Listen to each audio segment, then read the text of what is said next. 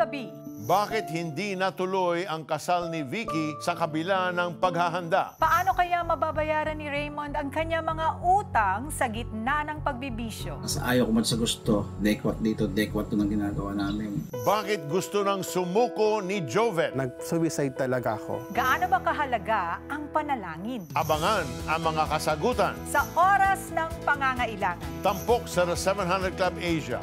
Susunod na.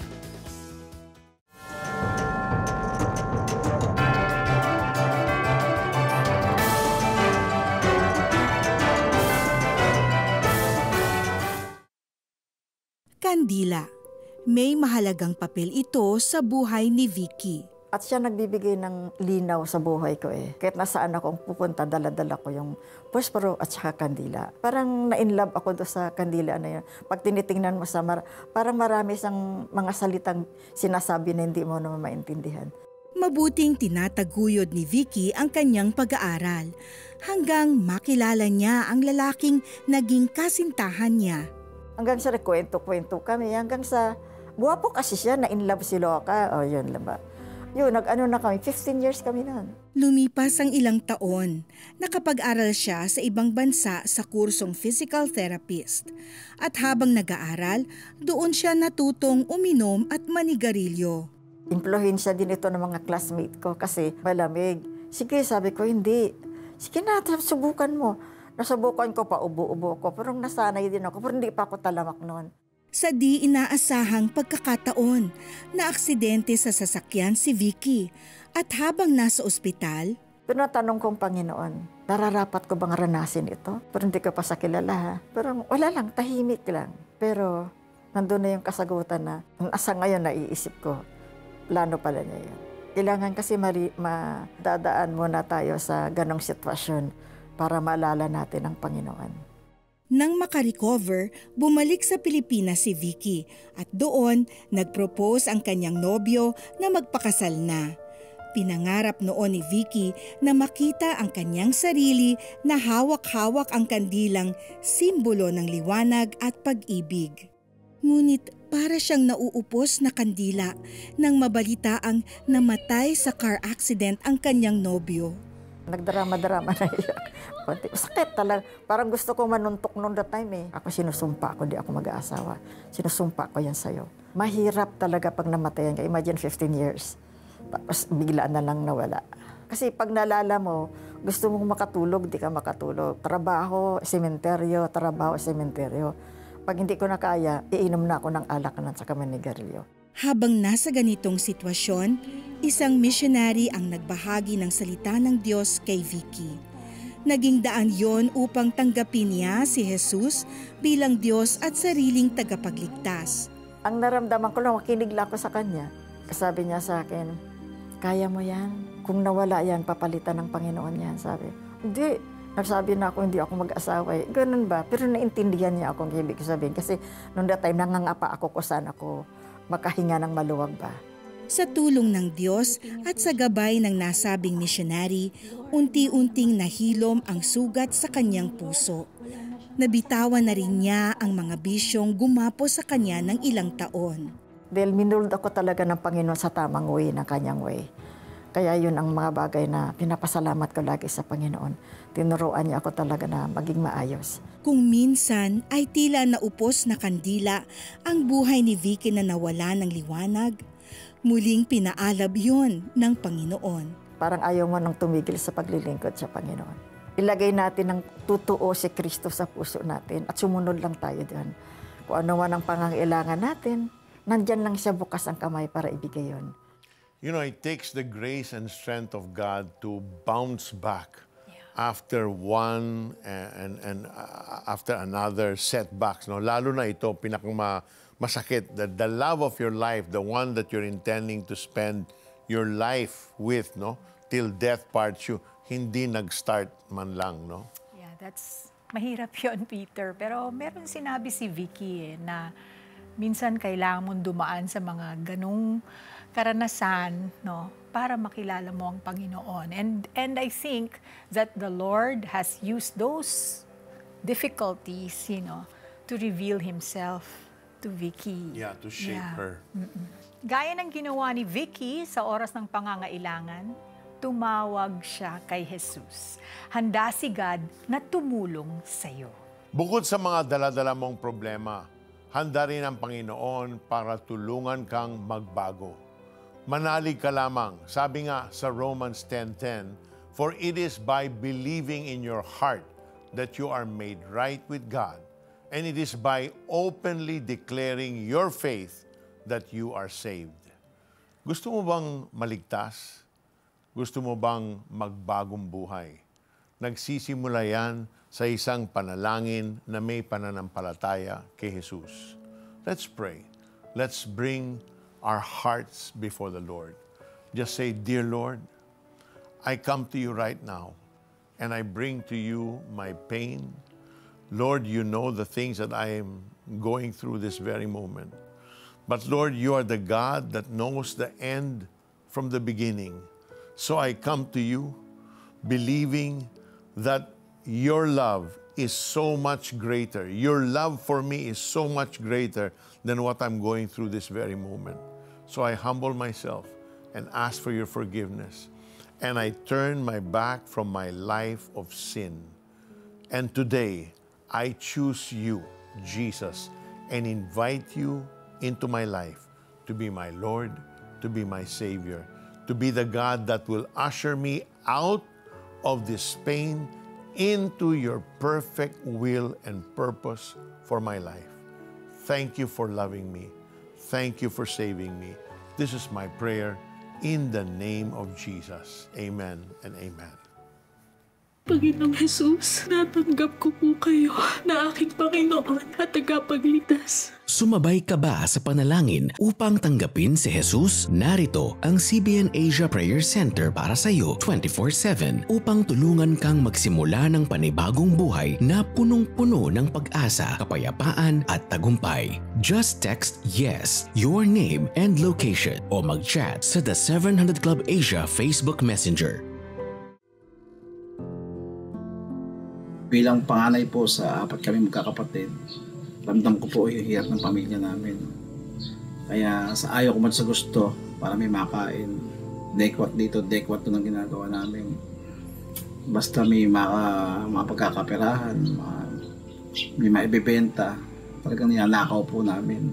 Bukod sa pagnanakaw, natuto na rin si Raymond ng iba pang bisyo.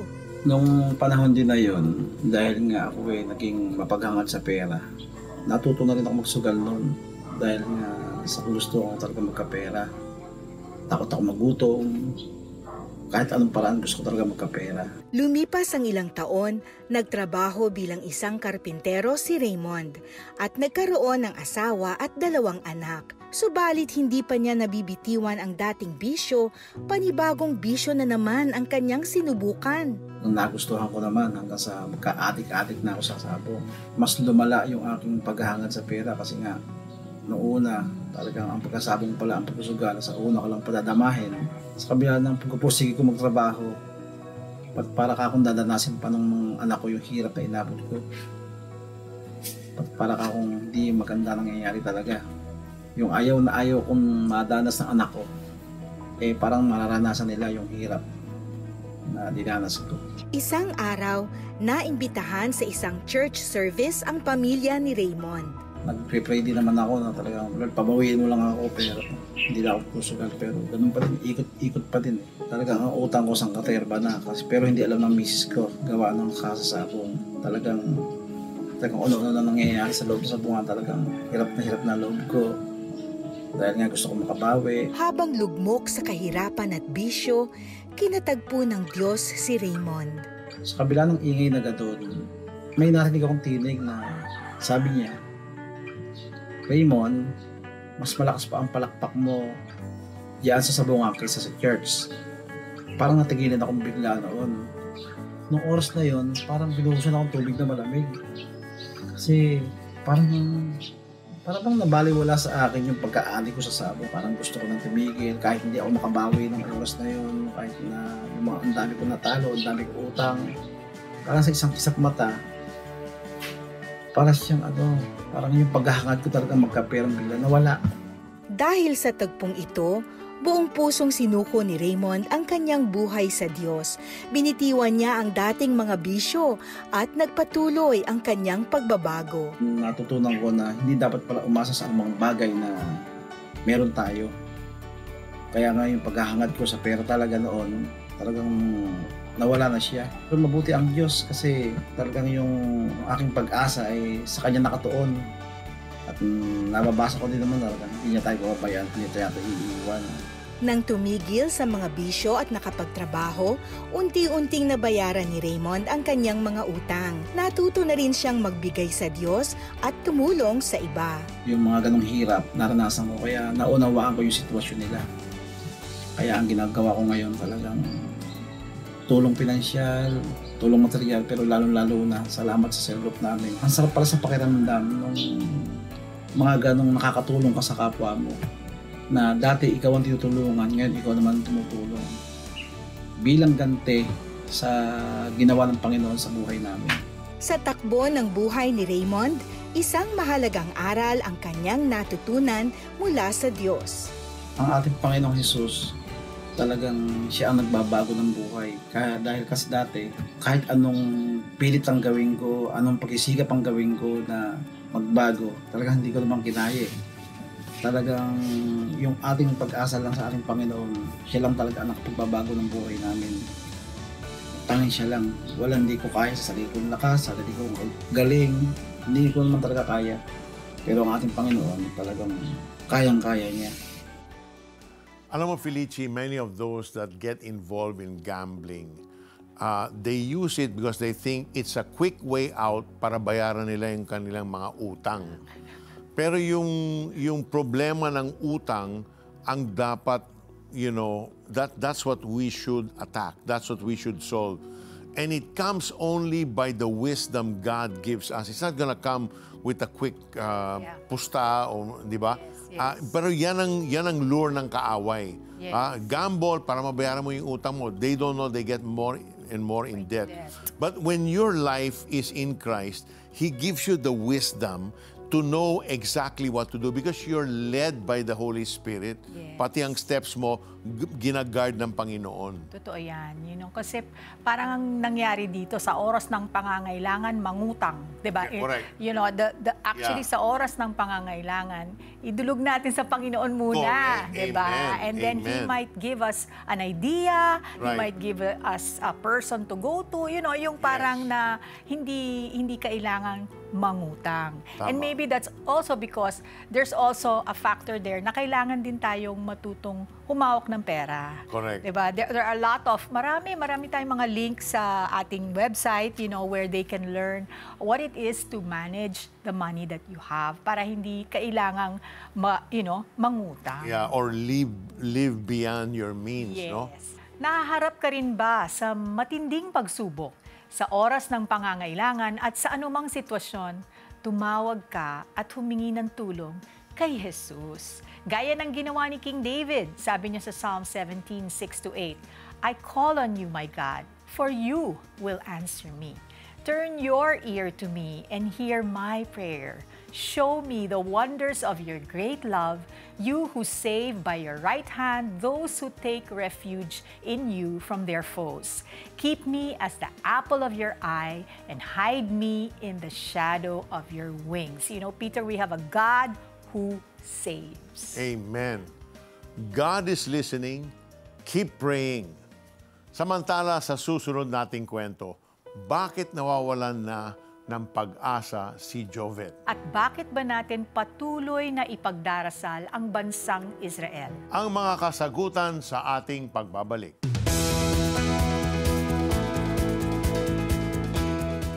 Good deeds ba kamo? Willing to help sa mga nangangailangan ng prayer and miracle, missionary training and medical services. Magagawa mo lahat ng ito bilang partner ng CBN Asia. Donate 1,000 pesos and you'll receive back and forth. Listen to Peter Kairouz and his sons engage in real talk. My children and I often get engaged in a lot of conversation. I still have questions for them that I reserve specially for you. A special prayer for fathers by Gordon Robertson to make a life-changing impact and become a CBN Asia partner today.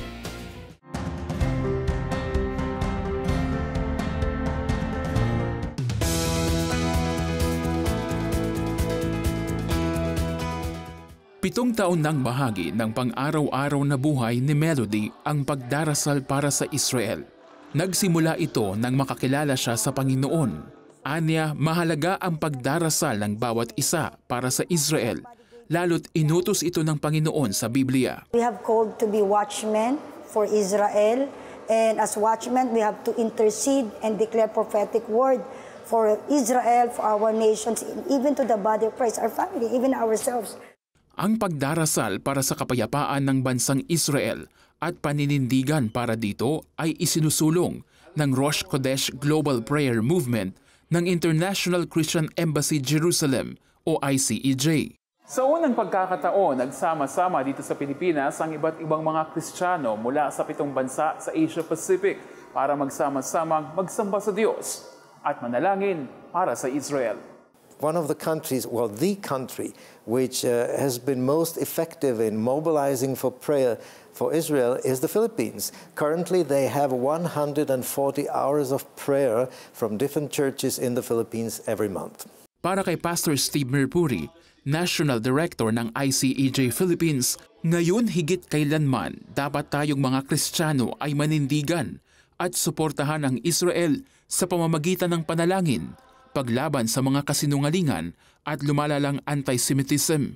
Mahalaga rin umano na itaas ang kamalayan ng bawat simbahan tungkol sa espesyal na pagmamahal ng Diyos para sa Israel. It is mandated by the Lord in scriptures that He has created Israel to be a blessing to the nations because our Savior is a Jew. The Bible is a Jew. Salvation comes from the Jews. The God of the nations is the God of Israel. So it's very important that we link ourselves because God says, if you bless Israel, I will bless you. Ginawa ang conference sa gitna ng patuloy na tensyon sa Israel, pagdami ng kaso ng anti-Semitism at pagkilos ng iba't ibang mga bansa laban sa Israel. Para kay Pastor J. Ho Chan, Regional Director ng ICEJ Southeast Asia, ito na ang panahon para ang mga Kristiyano sa Asia na tumindig at maging aktibo sa pagbabahagi ng salita ng Diyos.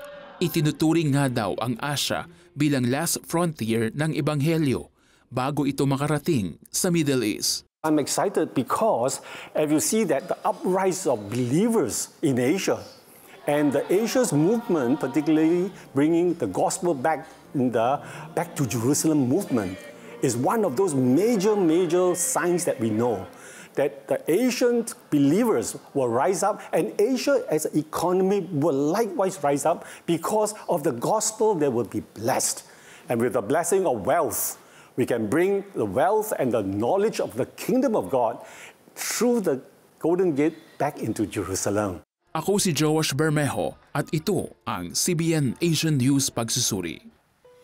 Felici, as Christians, as children of God, we are mandated by our Lord to pray for the nation of Israel. Yes. You know, the nation of Israel is the apple of His eye. Yes. Look to the fig tree. See in the last days what is going on in Israel, in Jerusalem.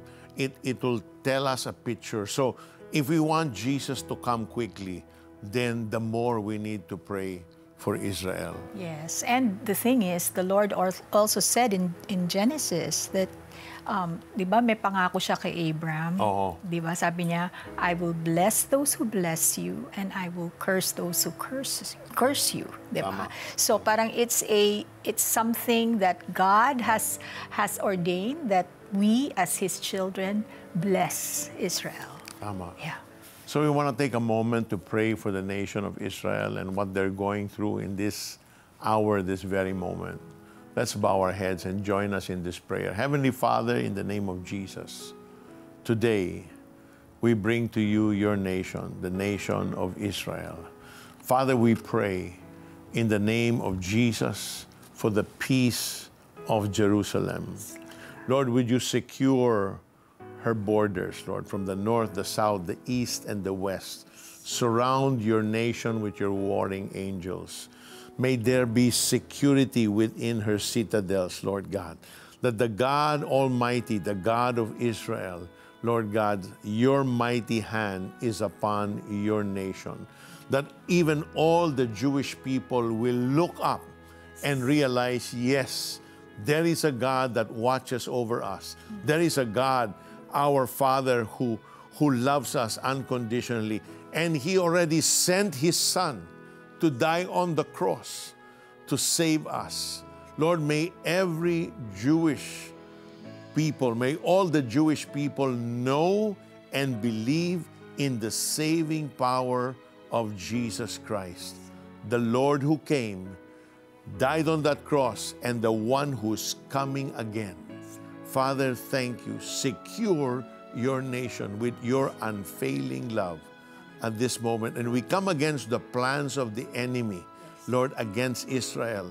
And we render the works of the enemy powerless. Your works, your plans, your schemes shall not prosper in the name of Jesus. In the name of Jesus. But let the plans of the Lord Almighty prevail over that nation. We thank you for wisdom that you give to its leaders, Lord, in this critical time. We give you praise, glory, and honor. In Jesus' name we pray. Amen. Amen and amen.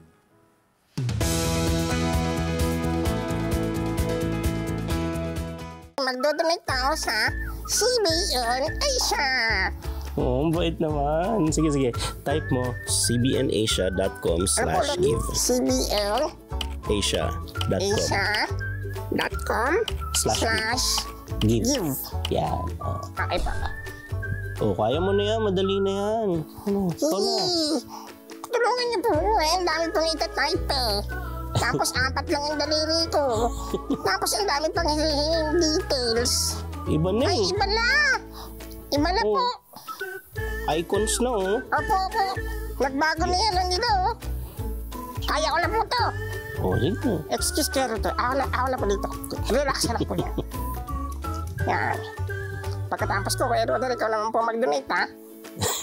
Ikaw nga po, 5 daliri mo, di ka nag-donate eh. Anong hindi? Kaka-donate ko lang oh, sa cellphone. Sobrang dali na pala. Ano pa hinihintay natin? Donate na!